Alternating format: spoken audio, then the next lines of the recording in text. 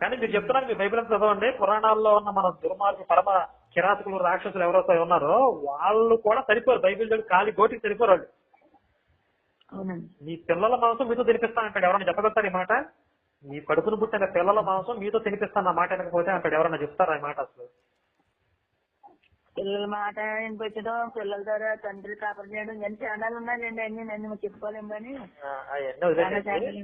మీరు ఏదో పొరపాటు జరిగింది, తప్పు జరిగింది వదిలేసి చేసుకుని మీరు హాయిగా చక్కగా ఒక గంగా నదికి పోయో లేకపోతే ఏదైనా దగ్గరలో ఉన్న నదికి పోయి ఒక మునక మునిగి ఆ దరిద్రం అక్కడితో పోయింది అనుకుని శివాలయానికి వెళ్లి ఒక రోజు అభిషేకం చేసుకుని ఆ పరమేశ్వరుణ్ణి మనసులో అనుకోండి, ఏదో పొరపాటుగా బుద్ధి ఒకరి మార్గం బట్టి ఆడేదో మాయ మాటలు నమ్మి అట్లా మోసపోయాను, ఇక నుంచి నా పొరపాటుని సరిదిద్దుకోవాలనుకుంటున్నాను. బాగా దెబ్బతినిచ్చానండి. అదే